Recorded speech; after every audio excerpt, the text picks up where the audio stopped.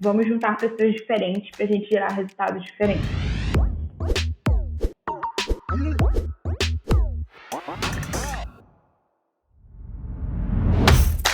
Acho que antes de falar sobre vagas afirmativas, acho que é legal a gente falar também sobre ações afirmativas no geral. E aí uma ação afirmativa, ela sempre vai vir com a intenção de gerar mais equidade entre grupos distintos. Então, se eu tenho uma pessoa que tem dificuldade de utilizar um programa específico no computador, eu posso criar funcionalidades para que a pessoa consiga utilizar um programa de forma mais equânime. Então, a ação afirmativa vai ser qualquer ação que me ajuda a gerar experiências parecidas a alguma coisa para pessoas diferentes. A vaga afirmativa vai ter uma função parecida com essa também. Se eu tenho um ambiente de trabalho que tem maior representatividade de um público específico, mas eu sei que na sociedade que a gente está inserido não é esse público que é majoritário, eu posso me fazer perguntas de por que eu tenho mais pessoas brancas e pouquíssimas pessoas negras representadas dentro de uma empresa, principalmente quando a gente fala de cargos de liderança. Então, a vaga afirmativa, ela pode vir para a gente gerar um pouco mais de equidade no acesso a essas oportunidades no mercado de trabalho. Então, quando a gente tem mais pessoas acessando alguma coisa como saúde, educação, cultura, isso vai formando essa pessoa. E a gente ter mais desse tipo de pessoa que teve acesso a essas oportunidades dentro de uma organização é um reflexo da nossa sociedade também.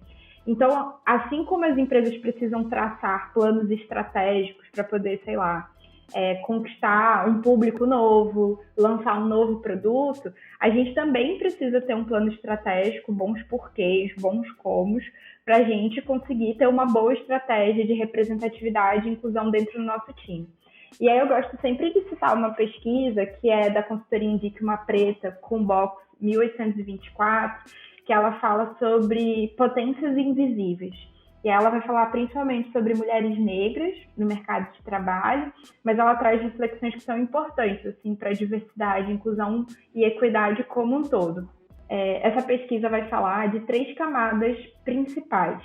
Uma é de reputação, então você provavelmente nos últimos anos aí já viu alguma organização que passou por alguma situação delicada relacionada à representatividade, à inclusão, à diversidade, ou no seu produto ou dentro do seu time, e precisou fazer uma gestão de crise depois que isso aconteceu. Então, a comunidade como um todo, a sociedade tem cobrado das empresas um posicionamento e uma ação mais efetiva relacionada à diversidade e representatividade. E isso tem influenciado as empresas que a gente escolhe para comprar, para trabalhar, para poder consumir, investir o nosso dinheiro, né?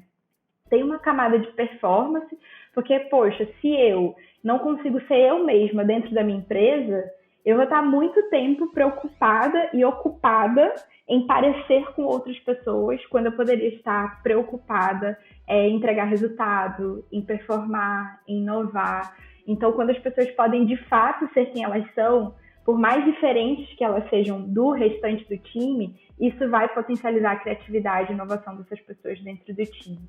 E aí tem uma camada de inovação, né, que ela vai falar sobre como que a gente cria soluções de fato diferentes, inovadoras, para um mercado que é diferente, que cobra coisas diferentes, que pede novidade o tempo todo, com o mesmo time. Vai chegar uma hora que a gente vai ter um teto, assim, porque a gente vai pensar igual, a gente vai ter experiências anteriores iguais, e eu vou precisar de conhecimentos diferentes, de referências diferentes, de experiências diferentes, para criar produtos novos.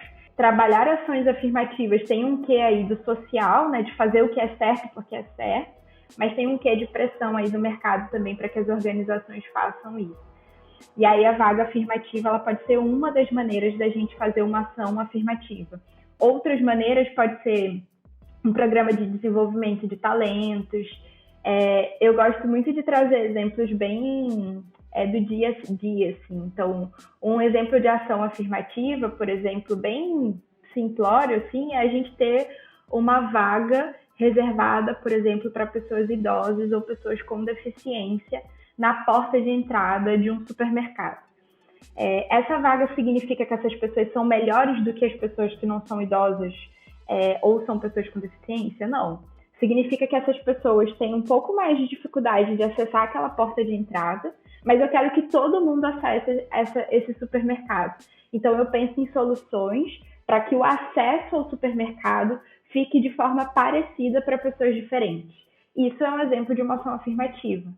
Então, quando eu penso em entradas com 50% de desconto para pessoas que são estudantes, eu estou reconhecendo que as pessoas nessa fase de vida vão ter um pouco menos de acesso financeiro para poder financiar cultura, educação. Então, eu vou dar uma entrada um pouco mais justa para que ela tenha a mesma possibilidade de acesso que outras pessoas que já estão numa fase mais ativa aí de gerar grana, de trabalhar no mercado de trabalho. Então, esses são alguns exemplos de ações afirmativas e uma delas são as vagas, né? E um dos motivos que eu acredito que influenciam muito a gente ter um mercado, principalmente privado, né, um mercado corporativo, ocupado majoritariamente por pessoas brancas, não só do todo, mas principalmente na liderança, é a presença dos vieses inconscientes, né?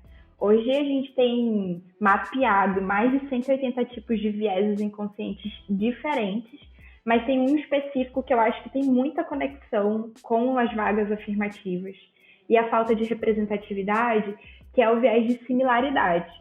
A gente tem tendência a se identificar com quem é parecido com a gente. Isso vai acontecer fora do mercado, mas também vai acontecer dentro do mercado. Tipo, eu gosto de quem gosta das mesmas músicas que eu gosto de quem gosta de se vestir como eu gosto, de comer o que eu gosto de comer. E dentro do mercado de trabalho, a gente tende a reproduzir isso também. Então, se eu estou numa posição de liderança, tive uma carreira de sucesso, estudei na faculdade X, fiz o intercâmbio Y, tive as formações extracurriculares XPTO e estou mandando super bem, se eu entrevisto uma pessoa que teve experiências muito parecidas com a minha tendência é acreditar que essa pessoa também vai mandar muito bem no que eu estou contratando para ela fazer, que é algo parecido comigo. E aí a minha tendência é formar times de pessoas muito parecidas, porque eu vou ter uma linguagem muito parecida para passar conhecimento, eu vou ter experiências anteriores parecidas, referências culturais muito parecidas, e isso vai fazer com que o meu time ele performe de forma muito rápida. E aí até uma coisa legal assim, sobre times diversos, alguns estudos apontam que os times diversos eles vão demorar um pouquinho mais para performar, porque aquele momento de discordar, ele é um pouquinho maior. Mas quando ele começa a convergir, o impacto que esse time traz, né, a entrega que ele faz é muito mais relevante. Já esses times muito homogêneos, que tem pessoas muito parecidas, eles vão se entender muito rápido, porque eles têm experiências muito parecidas, né? Mas eles vão topar um teto ali de inovação, de criatividade, de colaboração, porque eles vão, no final, entregar as mesmas soluções para os problemas.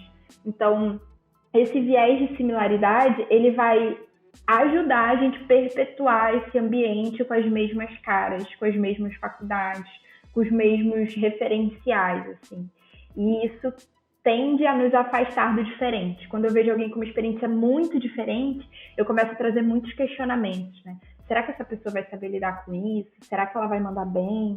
Quando esses questionamentos eles poderiam ser feitos para a pessoa ou ser visto como potência, né? Como vamos juntar pessoas diferentes para a gente gerar resultados diferentes.